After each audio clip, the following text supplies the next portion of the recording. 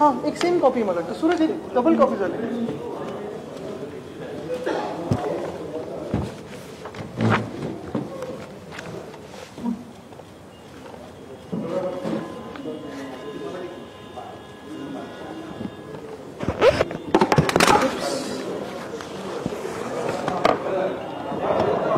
ABP पद्धत माझं नाही काय आज येतो बरोबर.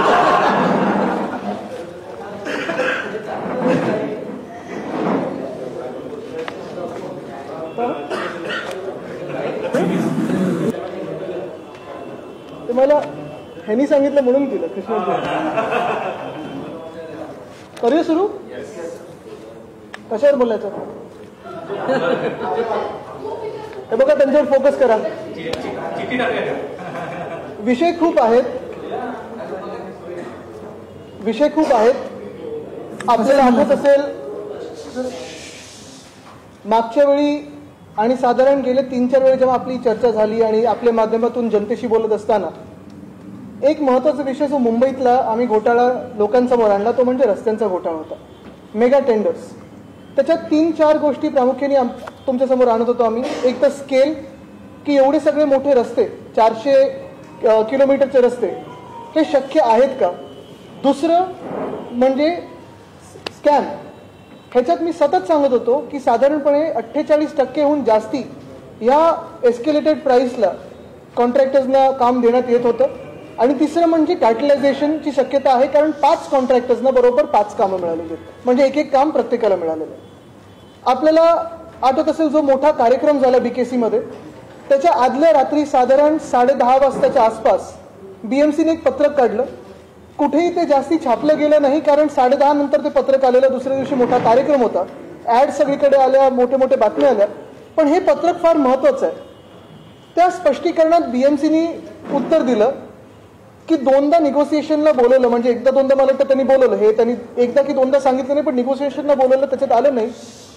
सगळ्यात महत्त्वाची गोष्ट BMCने त्या पत्रकात सांगितली आहे की कॉन्ट्रॅक्टर्सना युनिलॅटरली ॲट पार कामं दिली गेली आहेत. ॲट पार म्हणजे साधारणपणे सरासरी जो एस्टिमेट प्राइस BMCने SOR वाढवल्यानंतर काढलेली त्याच किमतीला कॉन्ट्रॅक्टर्सना निगोसिएशन न करता, टेंडर प्रोसेस न मानता, न जुमानता कामं दिली गेली. याचा अर्थ काय होतो? पहिला अर्थ म्हणजे आम्ही जे सतत प्रश्न विचारत होतो ते योग्य प्रश्न होते. त्याच्यात कुठे ना कुठेतरी घोळ आहे, गैरवर्तन आहे, घोटाळा आहे, फिस्कल मिसमॅनेजमेंट आहे, पैशाची मिसमॅनेजमेंट आहे. आणि आपण घेतलेल्या प्रश्नांमुळे साधारणपणे 450 कोटी मुंबईचे आपण वाचवले, कारण त्यांनी ॲट पार ही कामं दिली. पण याचा दुसरा अर्थ हा पण लागतो की ॲट पार कामं दिली म्हणजे ज्या किमती BMCने ठरवल्या त्या किमतीला दिली, पण त्याच्याच बरोबर युनिलॅटरली दिली, म्हणजे कुठेही चर्चा न करता दिली, निगोसिएशन न करता दिली. म्हणजे याच्यात झालंय काय? सोप्या भाषेत BMCने किंमत ठरवली, BMCने कॉन्ट्रॅक्टर आर्बिटरीली ठरवले आणि त्यांना कामं देऊन ठेवली. कुठेही मार्केट टेस्ट केलं नाही, कुठेही अजून कोणी बिडर्स येतात की नाही हे ठरवलं नाही. आणि म्हणून मी पुन्हा एकदा विचारतोय BMCला की हा घोटाळा तर नाही आहे ना. पुन्हा एकदा BMCला विचारतोय मी की ह्याच्यात कुठेतरी गडबड तर होत नाही, घाई गडबड होत नाही ना, कारण एवढं सगळं मोठं काम घेतलेलं आहे, अजून मला कुठेही कामं नवीन सुरू झालेली दिसत नाही. तुम्हाला दिसतात का? मी तुम्हाला विचारतो. कॉन्क्रिटीकरणची कामं एक तर शक्य एवढी असतात का, गरज असते का, आणि कामं सुरू झालीत का. आणि तिसरी गोष्ट म्हणजे हे जर तुम्हीच किंमत ठरवली असेल, SOR तुम्हीच वाढवला असेल आणि मार्केट न टेस्ट करता, निगोसिएशन न करता, टेंडर प्रोसेस न फॉलो करता आता तुम्ही युनिलॅटरली कामं दिली, म्हणजे तुम्ही टेंडर्सला तुम्ही अनादर करून तशी कामं दिलीत. कुठेतरी हे कार्टलायझेशन नाही आहे ना. आणि म्हणून मी आज आपल्या माध्यमातून सांगतोय की ज्या मिनिटाला BMCच्या निवडणुका होतील तेव्हा शिवसेनेचं जेव्हा सरकार येईल आणि राज्यात पण सरकार येईल, ह्या पूर्ण घोटाळ्याची आम्ही सखोल चौकशी करू आणि जे ह्याच्यात कुठेही कोणाला फायदा झाला असेल त्याच्यावर योग्य ती कारवाई करू, हे आज मी तुमच्या माध्यमातून सांगतोय. पण हा झाला BMCचा विषय. आणि ह्याच्यावर मी पुढे जे काही योग्य ती कायदेशीर कारवाई आहे त्याच्या पाठी लागणार आहे आम्ही. दुसरा महत्त्वाचा विषय तो जो मला आपण साधारण मागच्या आठवड्यात विचारत होता, तो म्हणजे डायव्हॉर्सचा. आता डायव्हॉर्सबद्दल मला माहित नाही आपण किती लोकांनी ऐकलं असेल. आज एक लेख पण वाचला मी की अमुक मोठी फिगर दिली आहे, 1.5 लाख कोटी, आणि असं आणि तसं, जणू काय आत्ताच सगळी ही इन्व्हेस्टमेंट ह्या गेल्या 3-4 दिवसात आलेली आहे. पण थोडं खोल अभ्यास केला आपण, थोडं ट्विट्स बघितले, थोडं त्यांच्या जे काही कामाची एक पद्धत आहे तिथे, कारण डॅव्होसला मागच्या वर्षी मी देखील गेलो, देसाई साहेब देखील होते, आम्ही सगळेच, नितीन राऊत साहेब होते, आम्ही पण तिथे जाऊन आलो आणि तिथे आम्ही कामं नीट महाराष्ट्रासाठी जी करायची असतात तिथे जाऊन काँग्रेसमध्ये ते बोलायचं असतं, वेगळ्या वेगळ्या MOU साईन करायचे असतात, हे आम्ही पण केलेलं आहे. आता जर आपण ह्या डॅव्होसच्या ट्रिपची थोडा चांगला अभ्यास केला डॅव्होसच्या ट्रिपबद्दल, तर असं कळून येतं की महाराष्ट्र सरकारच्या जो काही तिथे एक पवेलियन होतं किंवा महाराष्ट्र सरकारचा जो अधिकृत कार्यक्रम होता तो एकंदर 4 दिवसाचा असेल असं आम्हाला वाटतं, कारण 16 ते 20 असा कार्यक्रम ठरला होता. आता ह्याच्यावर अंदाजे खर्च जो आम्हाला कळत आहे आणि तो अजून वाढण्याची शक्यता आहे तो साधारणपणे 35 ते 40 कोटीच्या घरात आहे. म्हणजे 4 दिवसासाठी 40 कोटी जर आपण पकडले सरासरी, अजूनही काही कदाचित नवीन खर्च येऊ शकतो, कारण अजून तिथे मित्रपरिवार गेलेला त्यांचा, काही वेगळ्या गाड्या वापरल्या गेल्या वगैरे, त्या खोलात मला जायचं नाही. पण हे सगळं होत असताना जर 35 ते 40 कोटी पर साधारण 4 दिवसावर खर्च येत असेल तर पर डे खर्च जर आपण मोजला तर साधारण 7.5 कोटी ते 10 कोटी पर डे खर्च असं मोजायला हरकत नाही. म्हणजे तुम्ही विचार करा, 10 कोटी प्रत्येक दिवसाला त्यांनी तिथे खर्च केलेला आहे. ठीक आहे, मोठं पवेलियन घेतलं असेल, जे काही त्यांना खर्च, आता काय की सरकारमध्ये खर्च दाखवायचा कसा हे योग्य रीतीने त्यांना माहिती असतं. पण हे जरी झालं तरी अजून एक महत्वाची गोष्ट म्हणजे ह्या डॅव्होसला जाताना जे घटनाबाह्य मुख्यमंत्री आहेत त्यांनी चार्टर विमानाचा वापर केला. साधारणपणे 2 ते 2.5 कोटी ह्याच्यावर खर्च झाला असेल. हा देखील खर्च राज्यावर चाललेला आहे. मग तो MIDCतून दाखवतील की उद्योग खात्यातून दाखवतील मला माहित नाही, ते दाखवणार खर्च. पण मुद्दा असा येतो, माझा आक्षेप ह्या चार्टर विमानाला नाहीये, मुळीच नाही. ठीक आहे, मुख्यमंत्री चाललेत, काही महत्वाच्या बैठका असतात, जाऊ शकतात, वेळेत जायचं असेल, डेलिगेशन घेऊन जायचं असेल, तो खर्च योग्य असेल. पण तुम्ही मला सांगा, जेव्हा तुम्ही कमर्शियल विमान सोडून देता आणि चार्टरचं विमान घेता, तुम्ही ते चार्टर प्लेन वेळेवर पोहोचायला घेता की उशिरा पोहोचायला घेता? कारण 16 तारीख जो पहिला दिवस होता, ज्या दिवशी अनेक बैठका होत्या, ते काही इंडस्ट्रीज जे त्यांना भेटणार होते त्यांचे मला पण मेसेज आले की आज मुख्यमंत्री आलेच नाही. थोडी माहिती घेतल्यानंतर असं कळलं की मुख्यमंत्री साधारण दुपारी 3-3:15 वाजता झ्युरिकला पोहोचले आणि त्यानंतर 4:30-5 वाजता 16 तारखेला पोहोचले डॅव्होसमध्ये.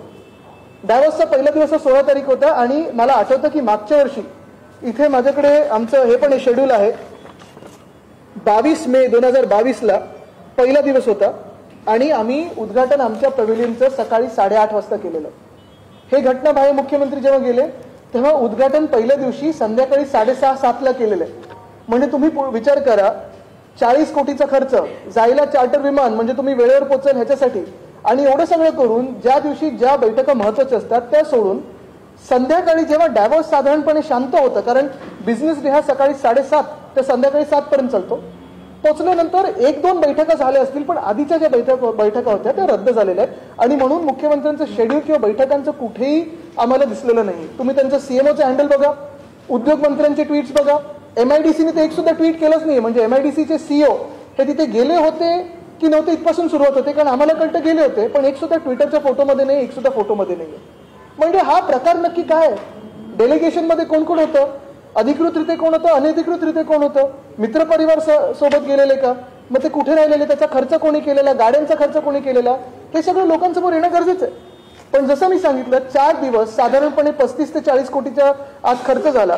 मुख्यमंत्री गेले 16 तारखेला संध्याकाळी 5:30 वाजता तिथे पोहोचले. 6-6:30 वाजता उद्घाटन झाल्यानंतर 1-2 बैठका झाल्या, पण तो दिवस तिथेच संपला. 16 तारीख ही अशीच निघून गेली. महाराष्ट्रासाठी ज्या महत्वाच्या बैठका घ्यायच्या होत्या त्या सगळ्या तिथेच थांबल्या आणि घेतल्या नाही बैठका. 17 तारीख उजाडली. 17 तारखेला जर आपण बघितलं, डॅव्होसमध्ये जो दिवस सुरू होतो, जसं मी सांगितलं 7-7:30ला सुरू होतो. ट्विट्स थोडे लेट आले असतील, अपेक्षा आहे वेळेवर सुरू झाले असतील बैठका, पण जे काही MOUs करायचे होते ते मग 11-11:30 वाजता मला वाटतं त्यांची एक काँग्रेस, जी तिथे काँग्रेस बोलतात त्याला, ते म्हणजे लगेच काँग्रेसमध्ये गेले नाही, ते आधी जाणार होते, आता नाही, ते आता दुसऱ्या पक्षात गेले.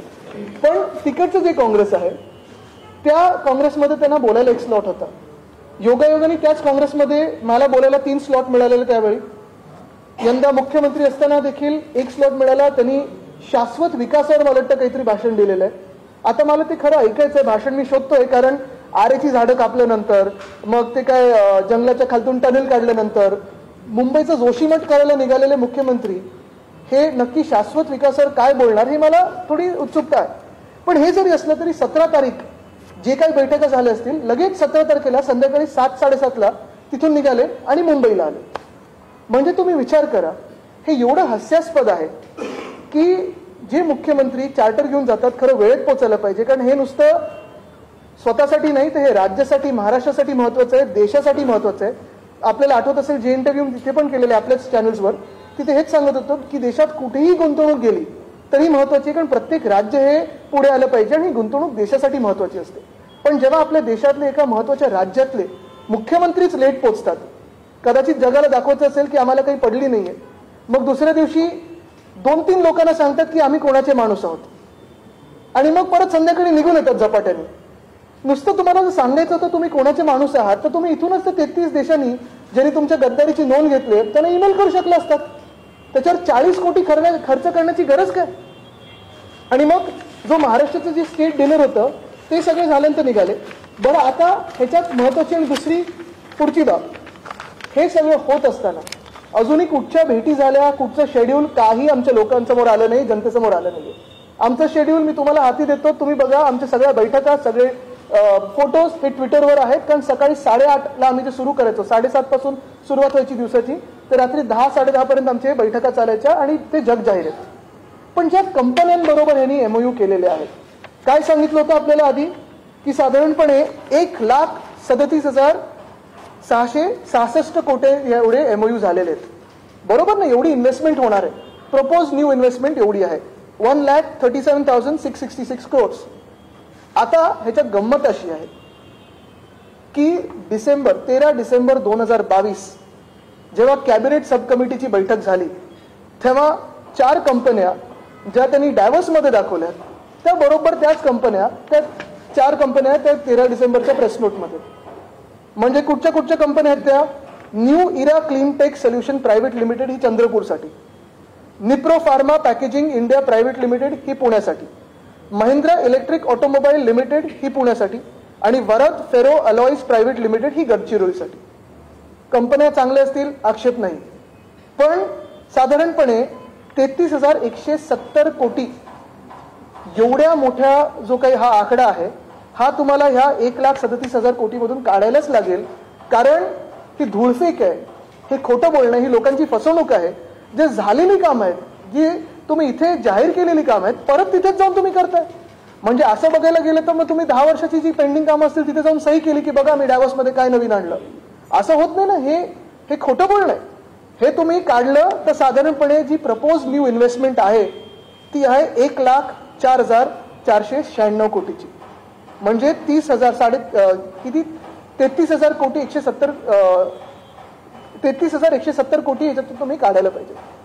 दुसरी गोष्ट, जर तुम्ही आता त्यांच्या जॉब्सचा आकडा बघितला, प्रपोज न्यू जॉब्स 1,01,389 जॉब्स त्यांनी प्रपोज केलेले आहेत, नवीन जॉब्स जे काही निर्माण होतील एम्प्लॉयमेंट फिगर्समध्ये.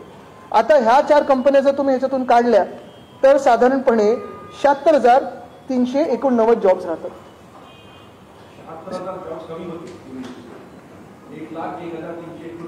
त्याच्यातून मी जे वजा केलं तुम्हाला दाखवतो, तुम्हाला कॅल्क्युलेशन पण देतो, माझ्याकडे कॅल्क्युलेशन आहे पूर्ण. साधारणपणे 25,000 जॉब्स तुम्हाला कमी करायला लागतील, 76,000 जॉब्स राहतील. आणि तिसरी गोष्ट म्हणजे जे प्रपोज न्यू FDI आहे त्याच्यात 73,663 असं प्रपोज न्यू FDI 73,663 crores, त्याच्यातून आपण जर कमी केले तर 71,663 crores राहतात.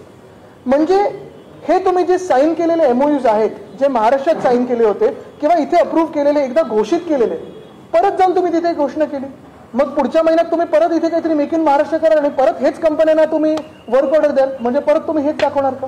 बरं, ह्याच्यात पण एक कंपनी अशी आहे new era clean tech solution, जी साधारणपणे ह्याच्यात माझ्याकडे त्याची नोंद आहे 21 जानेवारी 2019ला न्यू अर्थ टेक एनर्जी नावाची कंपनी होती. त्या कंपनीने नाव बदललं आता आणि झाली new era clean tech solution. काम तेच, जागा तीच, डिरेक्टर तेच. असं होऊ शकतं का? म्हणजे त्यावेळी 2019ला ती सही केलेली कंपनी होती, त्याचं पुढे काय झालं? ह्या सगळ्या प्रश्नांवर मला वाटतं खूप महत्त्वाचे प्रश्न उद्भवतात. बरं, आता तुम्ही ज्या बाकीच्या पण ज्या कंपन्या बघितल्या तर हॅथवे, बर्कशायर हॅथवे कंपनी जी आहे त्याच्यासाठी काय काय लिहिलंय? Residential park, commercial park, smart village in MMR. करणार कुठे?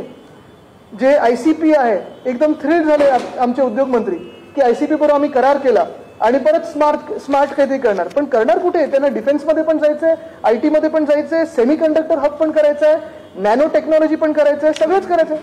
ग्रीनको बरोबर त्यांना संभाजीनगरमध्ये हायड्रोजन जनरेशन आणि सोलर जनरेशन करायचंय 2 मेगावॉटचं. ठीक आहे, पण तेवढं करण्यासाठी एम्प्लॉयमेंट किती गरजेचं आहे आणि दाखवले किती 6,500.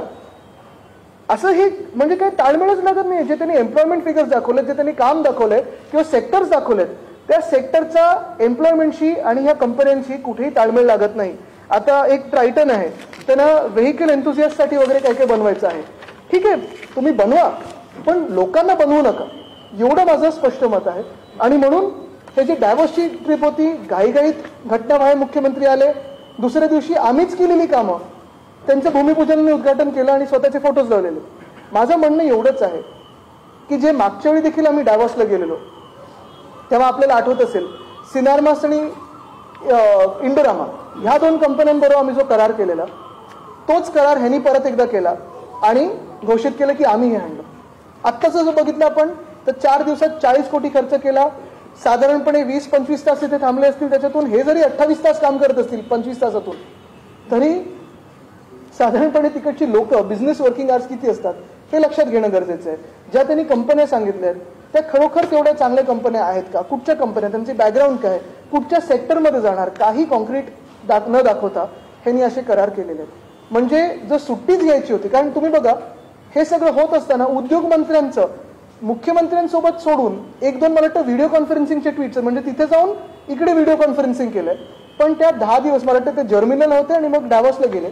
7-8 दिवसाचा त्यांचा दौरा झाला, पण इतर काय त्यांनी दाखवलं, काही दाखवलेलं नाही.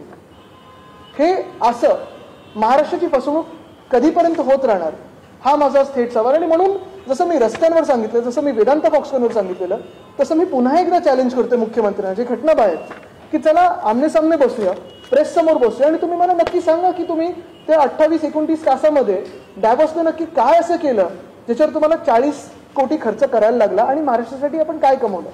कारण हे आकडे ते खरे आकडे आहेत, अजून आकडे येणार आहेत, अजून काही माहिती आहे, पण ती जसं जसं वेळ गरजेप्रमाणे आम्ही तुमच्यासमोर आणत. आप सवाल पूछे तो करेंगे, इनका सवाल लेते फिर आप पे आते.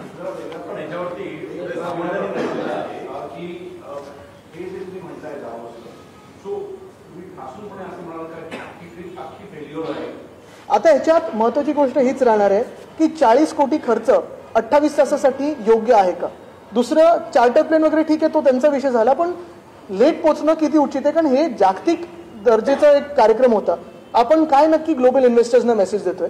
तिसरी गोष्ट म्हणजे जे त्यांनी आकडे दाखवलेले आहेत, जॉब्सचे असतील किंवा इन्व्हेस्टमेंटचे असतील किंवा FDIचे असतील, त्या आकड्यातून ज्या आधीच्या डिसेंबरच्या ज्या गोष्टी आहेत त्या कमी करायला पाहिजेत आणि मग प्रश्न विचारायला पाहिजे जे आता उरतात कंपन्या त्या नक्की कुठे आणि कुठच्या सेक्टरमध्ये एम्प्लॉयमेंट जनरेट करणार आहे हे त्यांनी दाखवावं.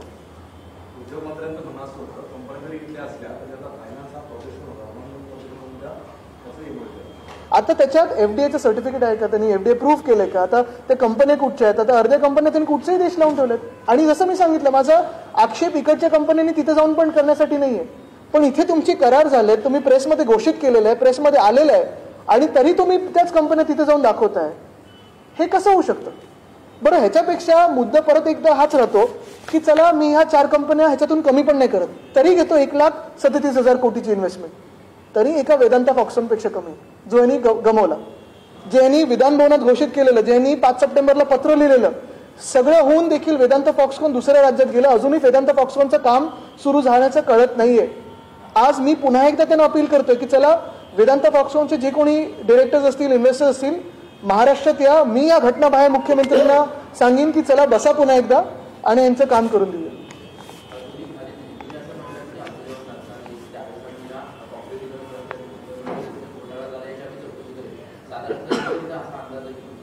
आता अंदाज तुम्ही निवडणूक कधी लागेल याच्यावर लावा. कायदेशीर आता ते योग्य ती पुढचे पावलं उचलू.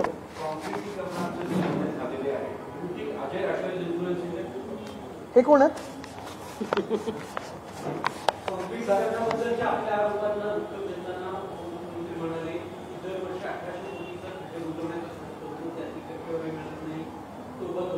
कोण म्हणाले? आता हे टक्केवारीचं कॅल्क्युलेशन त्यांना जास्ती माहिती असेल, पण मुंबईचं मला जास्ती माहिती आहे. मुंबईला काय लागतं, टक्केवारी त्यांच्याकडे असेल, मुंबई मला माहिती आहे. आणि मुंबईत तुम्ही एवढी कामं, मी तुम्हाला चॅलेंज करतो, कारण मुख्यमंत्र्यांचंच उत्तर आहे हाऊसमध्ये की ही जी कामं मार्च 2022 मध्ये घेतलेली आहेत ती कामं पूर्ण करायलाच पावसाळा सोडून 24 ते 36 महिने लागणार आहेत. मग ही कामं तुम्ही सुरू कधी करणार, संपवणार कधी? आता जानेवारी संपून गेलेलं आहे. आणि परत महत्वाचा मुद्दा हाच राहतो की लोकप्रतिनिधी नसताना ही कामं घेणं कितपत योग्य आहे. आदित्य जी, हिंदी में एक बार ब्रीफ कर लीजिए. दाऊस दौरे को लेकर सवाल उठाने आप और किस वजह से, क्या कोई कमी रह गई, या जिस तरह से सत्ता पक्ष दावे कर रहा है उसमें किसी प्रकार की गड़बड़ी है? जो आंकड़े दिए जा रहे हैं, जो जॉब की बात कही जा रही है, जिस तरह की इन्वेस्टमेंट की बात बताई जा रही है, उसमें क्या कमी? क्योंकि मुख्यमंत्री जी प्रधानमंत्री नरेंद्र मोदी का नाम लेकर कह रहे हैं कि उनके नाम के दम पर हजारों करोड़ रुपए का इन्वेस्टमेंट महाराष्ट्र को मिला है. आपने एक जो सवाल पूछा है कि डावोस के दावों पे, अभी यही बात सामने आ रही है कि लगभग 4 दिन का ये पूरा प्रोग्राम था. जो डावोस होता है वो वर्ल्ड इकोनॉमिक फोरम का जो प्रोग्राम होता है वो काफी महत्वपूर्ण रहता है हर एक राज्य के लिए, क्योंकि जो इन्वेस्टमेंट हमारे देश में आती है कहीं पे भी जाए देश के लिए काफी महत्वपूर्ण रहती है. वहाँ खुद पीएम साहब, जो गवर्नमेंट ऑफ इंडिया है, वो सारे लोग रहते हैं. हम भी पिछले समय गए थे. लगभग अगर आप देखें तो महाराष्ट्र, आंध्र प्रदेश, तमिलनाडु, कर्नाटका, फिर यूपी वगैरह सारे राज्य वहां रहते हैं. लेकिन इस बार जो हमने देखा वो कुछ अलग था. 4 दिनों के प्रोग्राम में लगभग 40 करोड़ खर्चे गए. अभी ये 40 करोड़ किस पे खर्चे गए, कैसे, क्यों खर्चे गए, कहाँ इस्तेमाल हुआ ये पैसों का, 35 से लेकर 40 करोड़, ये अभी तक कहीं पे क्लियर नहीं हो रहा है. अगर दूसरी बात अगर आप देखें तो जो सीएम साहब है, जो इलीगल सीएम है, जो अनकॉन्स्टिट्यूशनल सीएम है, जो अभी कई दिनों में डिस्क्वालीफाई होने वाले हैं, वो गए चार्टर प्लेन लेके. मेरा आरोप चार्टर प्लेन पे नहीं है. कोई तकलीफ नहीं मुझे कि आप चार्टर प्लेन लेके जाए, बोट लेके जाए, तैरते जाए, कैसे भी जाए, लेकिन वहां जाने पर कोई आदमी अगर कोई खास विमान से जाता है, स्पेशल प्लेन से जाता है, तो वहां समय पे पहुंचना जरूरी होता है कि लेट पहुंचने के लिए आप चार्टर प्लेन का इस्तेमाल करते हो. यह तो कमर्शियल प्लेन लीजिए, क्योंकि ये सारा जो खर्चा चार्टर प्लेन का लगभग 2.5 करोड़ का जो खर्चा है, कमर्शियल प्लेन से आपको 30-35 लाख में आप पहुंच जाते थे. ये कोई ऐसी जगह नहीं कि कोई दूसरा पहुंच नहीं सकता है, कि पूरी दुनिया वहां आती है कमर्शियल प्लेन से. तो आपको तकलीफ थी, चलो नो प्रॉब्लम, आप गए चार्टर प्लेन से. लेकिन उसके बाद 16 तारीख को शाम को पहुंचे मुख्यमंत्री साहब, शाम को कोई 1-2 मीटिंग्स करें, और उसके बाद अगर आप देखें तो 17 तारीख को शाम को निकल आए. निकलने के बाद मुंबई पहुंचे और दूसरे दिन जो हमने किए हुए काम थे उस पर उन्होंने दावे लगाए और खुद के फोटोज लगाए. आपत्ति इस बात की नहीं कि हमने किए हुए कामों पे उनके खुद के फोटोज लगे. आपत्ति इस बात की नहीं है कि वो एक दिन के लिए रुके. आपत्ति इसी बात की है कि अगर महाराष्ट्र के 40 करोड़ वहां खर्चे जा रहे हैं तो फिर मुख्यमंत्री को कोई सीरियसनेस नहीं है कि वहां 4 दिन रह के जो काम होता है महाराष्ट्र का, जो आवाज होती है महाराष्ट्र की, जो अपने इन्वेस्टमेंट्स होते हैं, उस पर कोई सीरियस चर्चा, कुछ विचार विमर्श किया जाए. और यही बात रहती है कि ऐसे नॉन सीरियस कार्यक्रमों पे कितना खर्चा हम करें. वहाँ पे क्या विला वगैरह भी बुक किया था, इस तरह की भी? नहीं, देखिए इस पे मैं नहीं जाऊंगा, क्योंकि वहाँ जो रहने की बात होती है वो काफी जटिल होती है, क्योंकि हर कोई हेड ऑफ स्टेट आते रहता है और रहता है, तो रूम्स मिलना काफी जटिल होता है. तो मेरा आरोप अगर आप देखें तो पर्सनल आरोप नहीं है, मेरा आरोप कोई नीचे आरोप नहीं है, मेरे आरोप नहीं है, मेरे सवाल है कि 40 करोड़ 4 दिन, और फिर जो आपने काम किया है उसमें 2-4 तो बोगस कंपनी लग रही है, कंपनी भी सही हो, तो फिर जो 4 कंपनियां जिन्होंने 13 दिसंबर 2022 को आपके साथ एमओयू किया था, अभी वापस उनको रिपीट क्यों किया? यानी आप आंकड़े जो बता रहे हो वो झूठ बता रहे हो.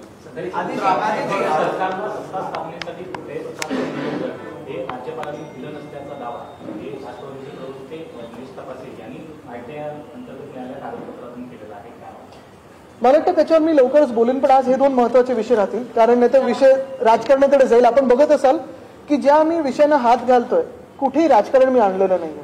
राज्यपालांवर बोलणारच आहोत कारण ते महाराष्ट्र द्वेष्टे आहेत. मला वाटतं त्यांनी आता काल निघून जायचं स्वतःहून एक विनंती स्वतः प्रधानमंत्री महोदयांना केलेली आहे.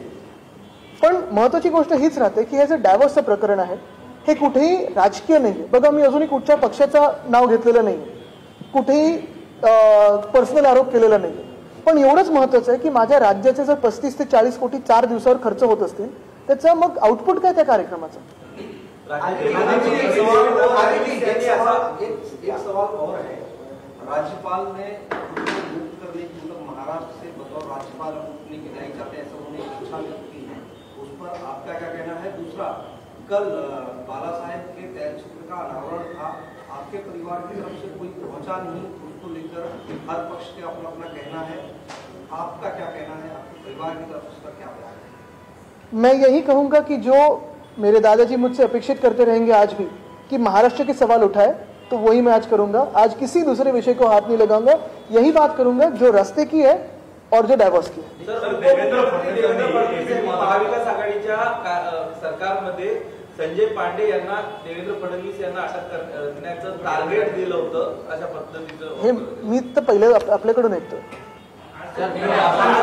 पण तरी महत्वाचा विषय हाच आहे की रस्ता डायव्हर्स कडे जातो आणि त्याच्यावरच बोलणार आहे। मुंबई के रास्तों की बात की कोणी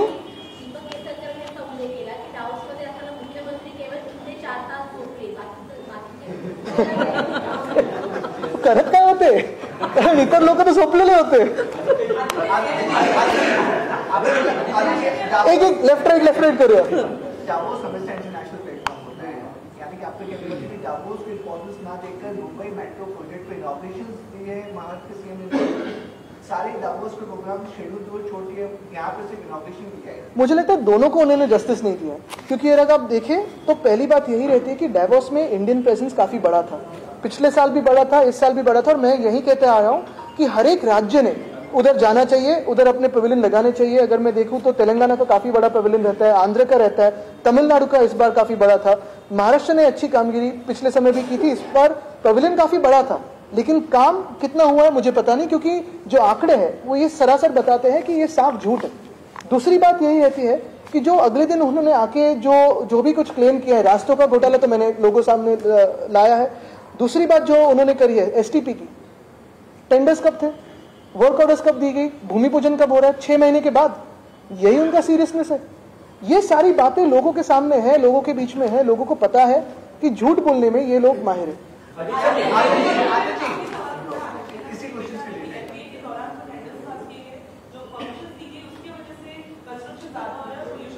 त्यांच्यासाठी आम्ही नवीन नेहरू झालो होतो, जे काय झालं ते आमच्यावरच टाकतात। त्यांनी थोडा अभ्यास करणं गरजेचं आहे, मी त्यांच्यावर आता बोलणार नाही, त्याला सोडून देतो।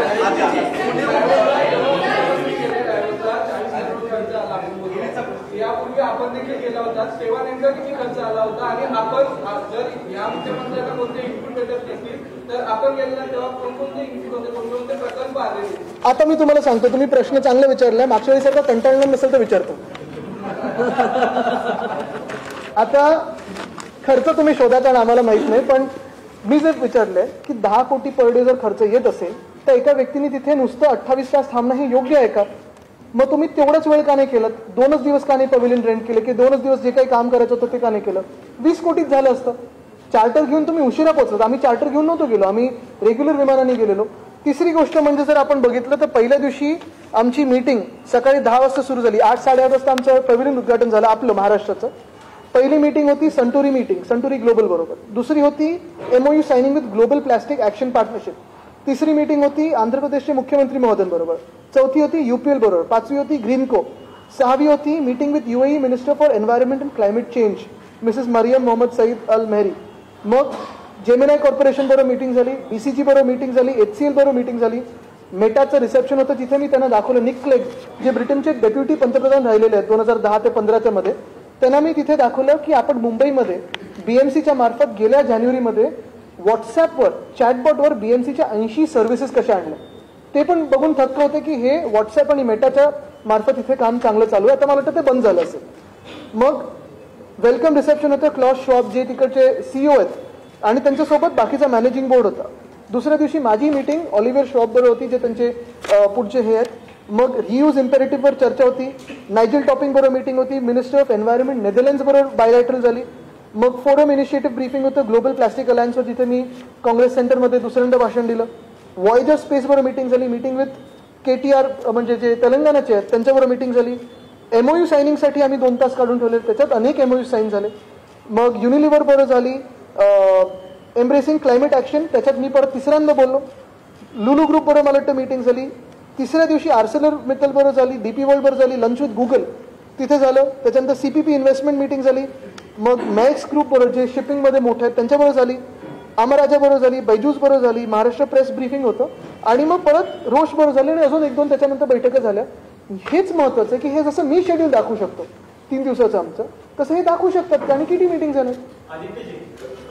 सॉरी एक मिनिट, मला आठवतं अक्षरशः हे आठवतं मला की देसाई साहेब असतील, नितीन राऊत साहेब असतील, मी असेल किंवा आमची टीम पूर्ण सकाळी 6 वाजल्यापासून आम्ही तयारीला लागायचो. 8 वाजता पहिली मीटिंग झाल्यानंतर रात्री मीटिंग झाल्यानंतर पुन्हा एकदा सगळी टीम बसायची आणि आज काय काय झालं, दुसऱ्या दिवशी कोणाबरोबर कोणी काय बोलायचं, कोण कुठे बसायला पाहिजे, देसाई साहेबांच्या मीटिंग्स कुठच्या आहेत, माझ्या कुठच्या आहेत, नितीन राऊत साहेबांचे कुठच्या आहेत, ह्या सगळ्याची चर्चा व्हायची आणि मगच दिवस आमचा संपायचा. घाई गडबडीत हे झालं नाही, कारण डॅबॉस हे केवढं मोठं प्लॅटफॉर्म आहे मला माहिती आहे. तिथे गेल्यानंतर दिसतं, कारण काय झालंय अनेक वेगळ्या वेगळ्या गोष्टी तिथे, म्हणजे उद्योग मंत्र्यांना वेगळीच गाडी पाहिजे वगैरे, ह्या गोष्टीत आम्ही गेलोच नाही. तिथे जर तुम्ही त्या रस्त्यावर चाललात डॅबॉसच्या, तर मोठ्या मोठ्या उद्योजकांना किंवा मोठ्या मोठ्या राज्यकर्त्यांना तुम्ही चालता चालता भेटू शकता. हे असं झालं का? म्हणजे तुम्ही 2 दिवस तरी 48 तास तरी नीट या डॅबॉसला द्यायला पाहिजे होते. अनेक वेगळ्या वेगळ्या राज्यांचे मुख्यमंत्री भेटतात, केंद्रीय मंत्री भेटतात, त्यांच्याबरोबर वेगळ्या एका वातावरणात चर्चा होते. इथे वातावरण राजकीय असतं, तिथे एक वेगळ्या वातावरणात चर्चा होते. जसं मागच्या वेळी मला आठवतं पियुष गोयलजी होते, त्यांच्याबरोबर आमची चर्चा झाली की महाराष्ट्र किती इन्व्हेस्टमेंट आणतोय. आम्ही तेलंगणाच्या पॅव्हिलियनमध्ये गेलो की कुठचं काय तिथे इन्व्हेस्टमेंट येतं, इथे काय आली पाहिजे, ह्या सगळ्या गोष्टी आम्ही चर्चा करू शकलो.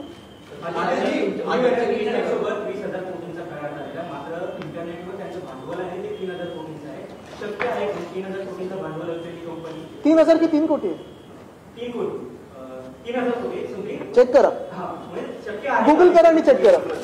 पण एकच आहे माझा प्रश्न, परत त्यांच्यावर माझा आरोप नाही, त्यांच्यावर मी कुठचंही हे नाही करत आहे, हेतुवाक्य नाही, पण एकच माझं महत्वाचं गोष्ट आहे की ज्या कंपनीनी 2019 मध्ये 21 जानेवारी 2019 मध्ये वेगळ्या नावाखालती 14,500 कोटीचं जर MOU केलं असेल, तीच कंपनी त्याच जागी तेच टेक्नॉलॉजी घेऊन परत 20,000 कोटीची का करते? जब आपकी टीम गई थी, आपकी सरकार की दाव गई थी, क्या खर्च हुआ था? नाही तो काढा ना, आता मी उद्या परत आणि काढतो. क्या क्या अचीवमेंट था, कितनी कंपनियों से साइन हुआ था और कितना खर्च हुआ था? खर्च अगर आप देखें तो मैं भी कल उसको जाहिर करूंगा, मुझे भी RTI डालना पड़ेगा, लेकिन यही है कि इतना तो शायद ही नहीं हुआ क्योंकि इतना हमने कुछ लैविश किया नहीं. यही बात रहती है कि खर्चा जो भी हो, और मैं पहली बात से यही बात कर रहा हूँ, पहले शब्द से, कि खर्चा उस पर कोई आपत्ति नहीं है. मेरी आपत्ति इसी बात पे है कि इतना खर्चा हो के, क्योंकि इस बार बड़ा शानदार पवेलियन था, अच्छी बात है, वहां रशियन कुछ कल पिछले समय हाउस था, इसलिए बार महाराष्ट्र इस बार हाउस था, कोई आपत्ति नहीं. लेकिन जाने के बाद उस पवेलियन का इस्तेमाल क्यों किया, कैसे किया, कब तक किया, कितने घंटों के लिए किया, उससे आउटपुट क्या है? जैसे मैंने अभी मेरा आउटपुट बताया हमारी मीटिंग्स का, वो आउटपुट बता सकते हैं क्या? जो उनका आउटपुट है उनकी तो पूरी एनालिसिस हमने अभी करी है. 4 कंपनियां तो इधर की जो इधर साइन हुई थी वो रिपीट उधर की आहे उन्होंने. तसं मी सांगितलं की खर्च किती असला, पहिल्या दिवसापासून मी हे बोलतोय की खर्चापेक्षा महत्वाचं आहे, कारण मोठं पॅव्हिलियन वगैरे असेल, पण खर्च दाखवणार कसं? एक कारण तुम्ही तिथे 28 तासच होतात, हे काल उद्योग मंत्री स्वतः बोललेत, मुख्यमंत्री 28 तास होते. मग 28 तासात किती बैठका झाल्या, त्या 40 कोटीचा वापर कसा झाला, ह्याच्यावर माझा आक्षेप आहे. दिल्लीला गेले आहे आणि म्हटलं जातं की जे प्रलंबित विषय ते स्वतःसाठी गेले, ते प्रलंबित विषय वगैरे नाही, कॅबिनेटचा विस्तार होणार नाही, ते स्वतःसाठीच जातात. पुणे उपचुनाव लढेगी क्या सर शिवसेना? पुणे उपचुनाव आज तो ये विषय, पुणे डैवोस में कहाँ होता है? पुणे डैवोस, मैं तो हर हफ्ते आता हूँ, आप पहली बार देखिए.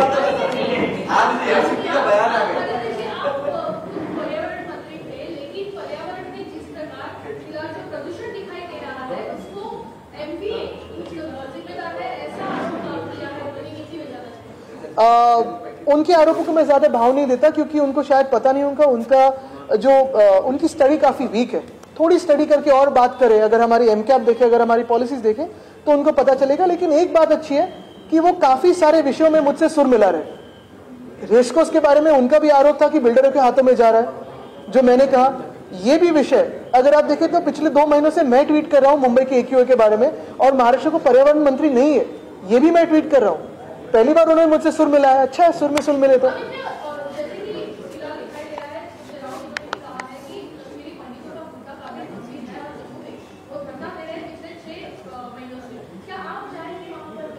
हम यही सोच रहे हैं, उनसे भी बात हो रही है. लेकिन एक बात महत्वपूर्ण यह है कि अगर आप देखें तो महाराष्ट्र के कई इलाकों में अब भी कुछ यात्राएं निकल रही है, कुछ जागरण यात्रा वगैरह ऐसे कुछ निकल रही है. लेकिन ये सरकार किसकी है? ये खुद को तो हिंदुत्ववादी कहते हैं। अगर हमारे टाइम में सेफ थे तो अभी हम सेफ कैसे हुए? और असली मसला यही रहता है कि जो कश्मीरी पंडितों के अभी हाल चल रहे हैं, अगर आप देखें तो वहां प्रोटेस्ट करते बैठे हुए हैं, लगभग 6 महीनों से बैठे हुए हैं। प्रियंका जी जाके आई, संजय राउत साहब जाके अभी, परसों राहुल जी भी मिलके है, राहुल गांधी जी, लेकिन गवर्नमेंट ऑफ इंडिया से कोई भी अभी गया नहीं वहां, उनकी बात सुनी नहीं। तो ये एक अहम मुद्दा रहता है। आदित्य जी, पिछले 2 महीने में लगभग 300 ऐसे मोर्चे अलग अलग जिले में निकाले गए। क्या इसके पीछे कोई छुपी हुई एक कह सकते हैं कि राजनीति है जिसको कोशिश की जा रही है? नहीं, शायद उनको भी इस सरकार की चिंता है कि ये सरकार किसकी है। थांबा, पहिलं तर डायव्हर्सच्या दौऱ्यावर बोलूया।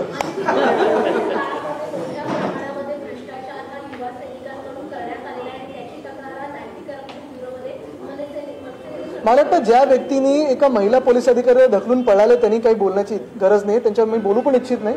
महत्त्वाची गोष्ट हीच आहे की आज 2 विषय जे मी आज परत प्रामुख्याने आपल्या समोर मांडू इच्छितो। एक म्हणजे जो रस्त्याचा घोटाळा झालाय, आम्ही बोलल्यानंतर 450 कोटी वाचले, पण तो घोटाळा तसाच आहे कारण जे काही एस्केलेटेड प्राइस आहे आणि जे आर्बिटरीली आता कॉन्ट्रॅक्ट दिलेत युनिलॅटरली, त्याच्यावर आम्ही सरकार बनताच चौकशी करू आणि जी काही कारवाई ती करू। तसंच जी काही कायदेशीर आता कारवाई करणं गरजेचं आहे त्याच्यावर आम्ही पुढचा विचार करू। दुसरं म्हणजे डायव्होर्समध्ये जे मी सांगितलं 40 कोटीचा खर्च झाला, साधारणपणे 35 ते 40 कोटी, 7.5 कोटी ते 10 कोटी पर डे खर्च होऊनही मुख्यमंत्री स्वतः 28 तास तिथे राहतात आणि 4 कंपन्या ज्यांनी 13 डिसेंबरला तिथे साधारणपणे घोषित केलेलं ते पुन्हा एकदा तिथे दाखवतात। ते खर्चाला एवढे योग्य आहे का तिथे जाऊन नॉन सिरियस काम करणं? धन्यवाद। जो रास्ते के काम दिए गए थे 400 किलोमीटर के, मुख्य तौर पर पहले जो टेंडर फ्लोट किया था 5,000 करोड़, उसमें कंपनी नहीं आई। बताया गया कि टीसीएस जैसी कंपनी को कि वाकई में कॉस्ट एस्केलेशन हुआ है क्या, इसका काम दिया गया था कि वो रिपोर्ट सबमिट करें, क्योंकि रिपोर्ट नहीं आई उसके पहले ही जूनियर इंजीनियर से करवा लिया गया। क्या ये बात सही है? आपके पास इस तरह की कोई जानकारी? ये जानकारी आपसे मिल रही है मुझे अभी। धन्यवाद।